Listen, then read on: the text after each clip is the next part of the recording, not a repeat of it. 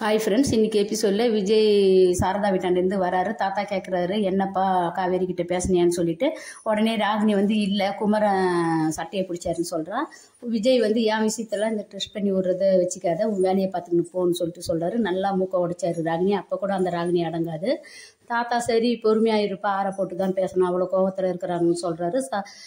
தாத்தாவும் நான் போயிட்டு பேசுகிறேன்றாரு. போகிறாரு. சாரதா அம்மாவும் குமரன் எல்லாம் தடுக்கிறாங்க. உன் பேரை வந்து பேசுறது பார்த்தாம நீ வரையான்னு சொல்லிட்டு அவ்வளோ பெரிய மனுஷன் கையெடுத்து கும்பிட்டு பேசுகிறாரு. அப்போ இந்த சாரதாம்மா புரிஞ்சிக்க மாட்டேங்குது. கான்ட்ராக்ட் விஷயத்தையே பேசுது.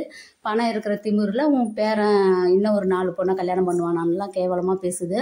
சாரதாம்மா புரிஞ்சுக்குங்க, காவேரிக்கு எல்லாம் தெரியும். எந்த இடத்துலையும் வெண்ணிலா வந்த பிறகும் நீ தாண்டி என் பொண்டாட்டி, நீ தான் எனக்கு முக்கியம்லாம் சொல்கிறாரு. ஆனால் புரிஞ்சிக்காமல் குழப்பத்திலே இருக்கிறோம். இன்றைக்கும் குழப்பத்தில் தான் இருக்கிறா. கங்காவும் கேட்குறா, அதுக்கு தான் இந்த ஆம்பளைங்களுக்கெல்லாம் வாய்ப்பு கொடுக்கக்கூடாதுன்னு. ஆனால் எல்லா ஆம்பளை போல நம்ம விஜய் இல்லை, கங்கா ரொம்ப நல்லவர், எல்லாம் புரிஞ்சுக்குங்க. இனி காவேரி வந்து குழப்பத்திலேயே அவங்க அம்மா கூட கிளம்பி போவாளா இல்லை விஜயை தேடி வருவாளான்னு எபிசோடை பார்த்து தெரிஞ்சுக்கலாம். Bye bye. பிடிச்சிருந்தா லைக் பண்ணுங்கள், கமெண்ட் பண்ணுங்கள். Bye bye.